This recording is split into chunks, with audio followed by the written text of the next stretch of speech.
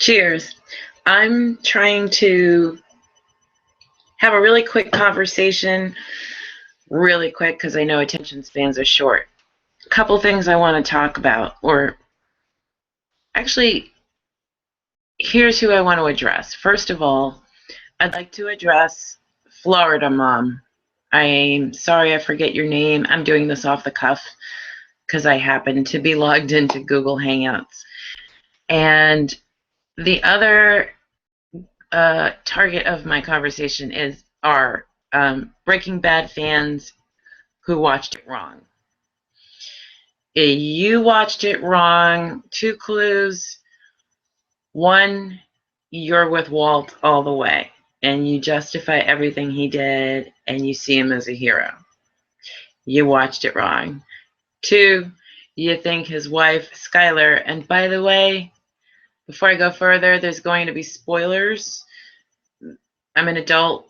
I'm going to use some bad words here. Not a lot, but when they're appropriate. And I'm also going to talk about The Walking Dead a little bit and Star Wars. So if you haven't caught up on either of those, I may spoil those two things. Anyway, Skylar is not a bitch.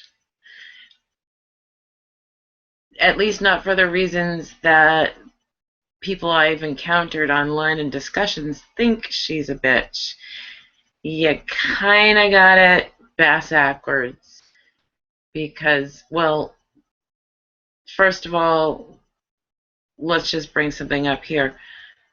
The characters in Breaking Bad are neither all good or all bad. It's the way it is in real life.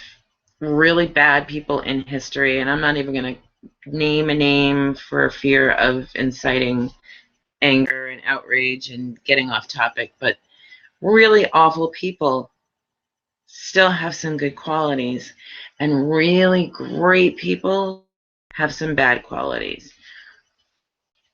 Let me go back. Let's start with Florida Mom, because this is what this is really about. You went to the store. You went to Toys R Us. Toys R Us. Oh, I'm talking to you too. And you saw that they had Breaking Bad action figures on the shelves. And at least one, I don't know the details. I don't collect, nor will I, but at least one had what you termed a bag of meth. First, let me state the obvious. They're not selling meth at Toys R Us. Okay, so it is fake meth. Now, I'm a mom, and my kids are adults now, but I had those things I didn't want them exposed to. Biggest thing for me was violence. So those toy swords, fake swords. I'm not going to say Toys R Us sells swords for 3-year-olds any more than Toys R Us sells meth for 15-year-olds. They sell toy swords, toy weapons. When I read about your petition and I laughed at it because I never thought Toys R Us would be so stupid as to even pay attention to it. I'm sorry, but it's stupid. I did a search on Toys R Us.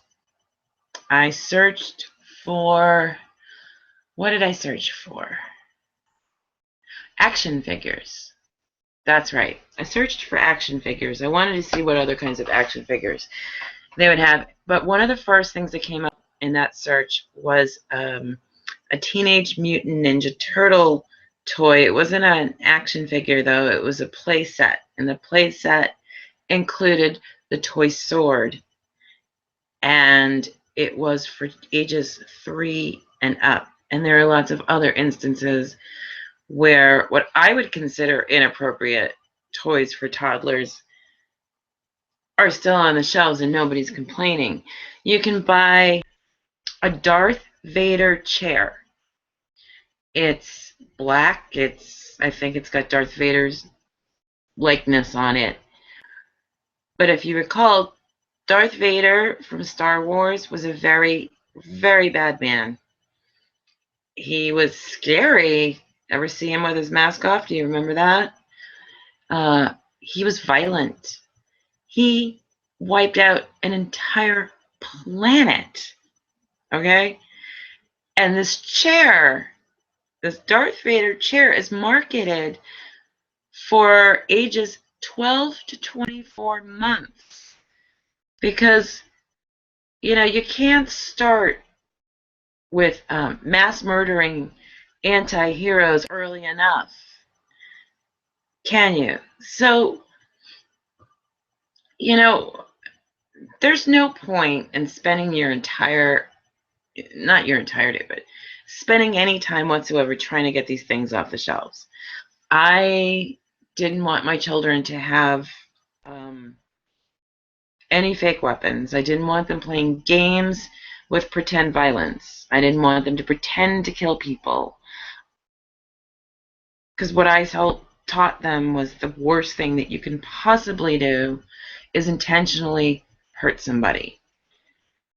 And obviously that includes killing. And I wanted them involved in other kinds of activities. I didn't want their little brains. I mean, things associated with death are marketed to children who can't quite understand it. And you don't want to really explain it. Lots of people say, oh, don't worry, that's something that's going to happen a long time from now when nobody's going to die. Or if we do die, we all see each other in heaven. It's still way beyond them. So why a Darth Vader chair? Why not something that taps into their creativity and their ability to learn so much? Why not something that teaches them foreign languages or math, or lets them be creative, play music? A Darth Vader chair? Now, if you want to buy a Darth Vader chair for your 1-year-old, buy a Darth Vader chair. But no, and I'm not saying Florida Mom, you want the Darth Vader chair. But you can't spend your time trying to get stores to take things off the shelves because you don't want your child to have it. Here's the deal. It's marketed for 15 up. That age bracket, you're an adult age bracket. No, a 15-year-old isn't an adult, but who wants to buy these? Older teenagers or adults who have watched the show. If your 4-year-old has seen Breaking Bad and wants Heisenberg, your biggest problem is not with the store, it's with your child. Somebody has exposed your child to something you don't want them to be exposed to, and you have to deal with that.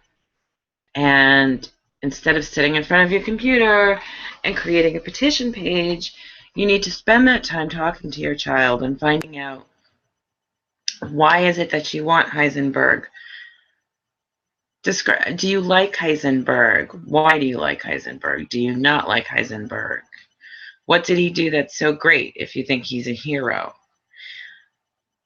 Find out where your child's head is at and then give them an education. Now, I realize that's really hard to do considering American audiences collectively don't seem to be able to handle nuance or change when it comes to visual arts. I mean, well, okay, TV, movies, let's put it that way. They really, it's kind of like politics. They like somebody and they don't want to stop liking them. And this person is going on a rampage and they still don't want to stop liking them.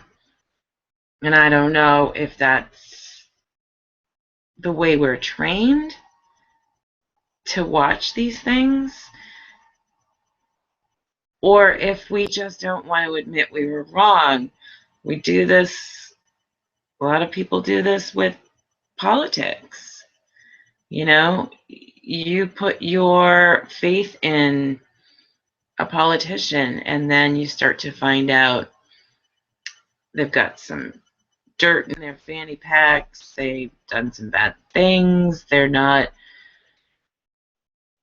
fulfilling their promises, they're doing the opposite of what they said they were going to do, and you find justifications every time. And before you know it, they have taken your sense of decency and twisted it into a pretzel. Breaking Bad is a morality play. It's about a man who let his ego, his pride, his desperation to get rid of his emasculated feeling, he let this totally ruin his life, ruin his family, kill people. At no point is he a hero, and at no point is he somebody we want to be. Now, if you're Florida mom, understand that he's not a hero. And if you do understand that and still want him taken off the shelves, can I ask you a couple questions about those toy swords, those Darth Vader chairs? Is it all about drugs? If it's just about drugs, if somehow drugs, even when depicted in a negative light, are a worse influence on our children than intense violence and murder, if that's the way you see it, okay, fine. Here's my question. Did you worry about the Walking Dead action figures, which couldn't have been too far away? They were probably right on the same shelf. They were definitely in the same section. Do you realize that in The Walking Dead, there are drugs? More specifically, we actually see Heisenberg's blue meth in The Walking Dead. They're both AMC shows. Seems like one show tossed the other an Easter egg, so why didn't you take them off? I mean, asked to take them off. In Toys R Us, why do you still have them on the shelves? I think parents, since as for all of humankind, had to steer their children away from things they didn't want them to see or do or even know about. If each of us petitioned Toys R Us to take something off the shelves, eventually there'd be nothing on the shelves.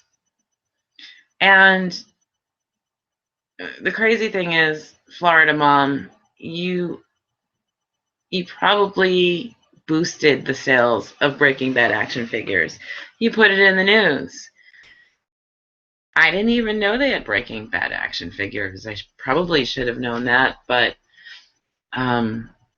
it's nothing I'd collect. Now, I love the show. I think it's the greatest TV drama ever done.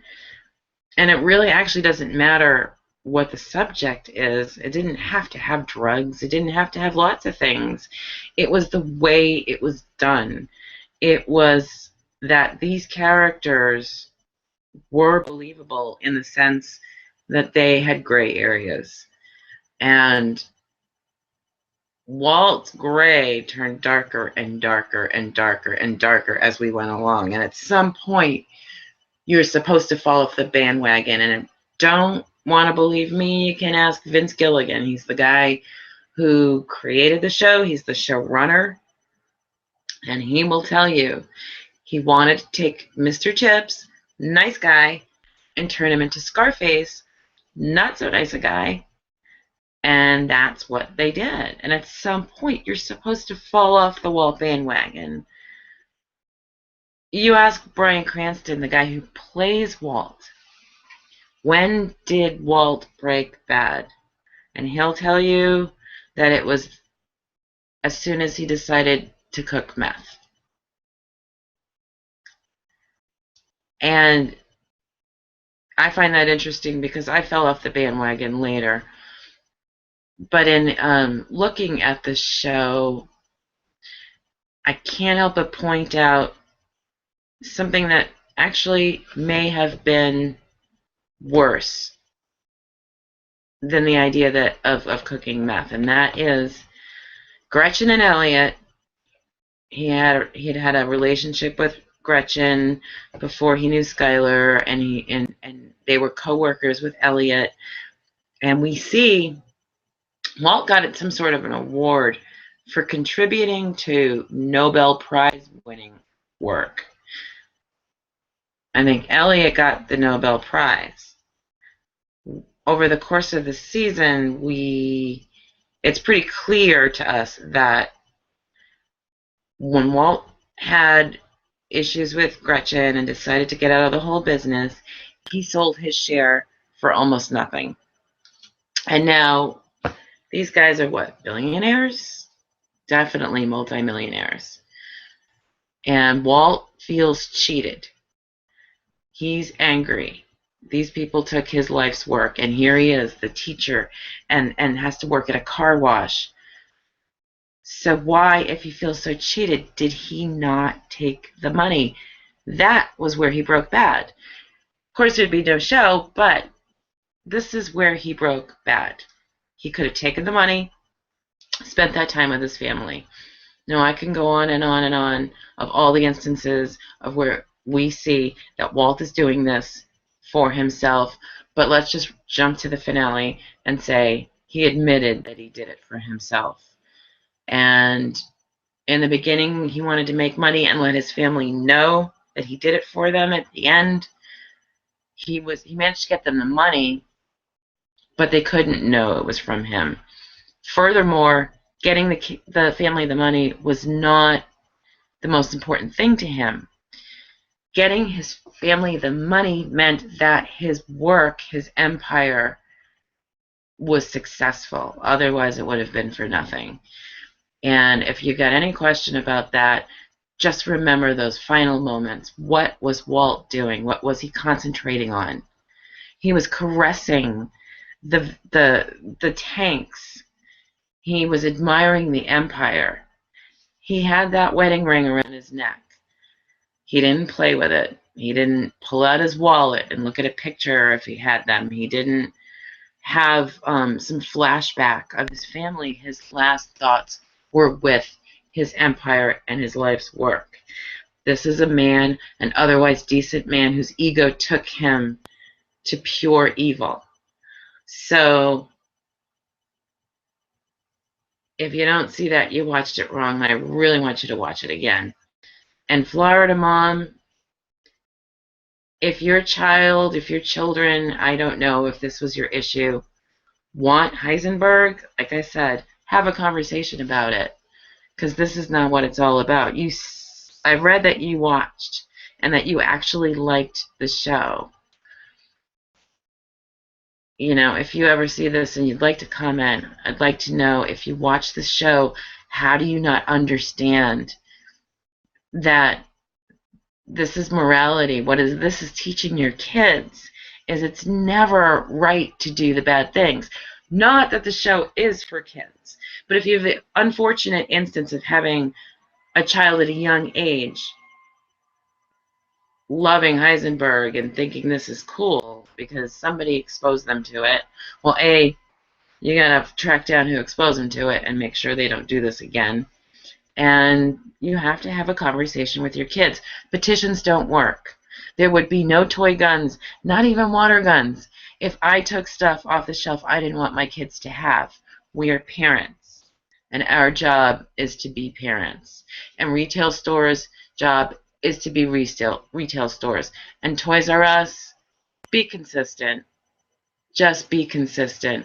I love Walking Dead. I don't want you to stop selling their stuff. There are things I wouldn't buy, and man, you gave me a hard time with your Xbox games and that Grand Theft Auto last decade when my son was a teenager. So didn't want him to have it.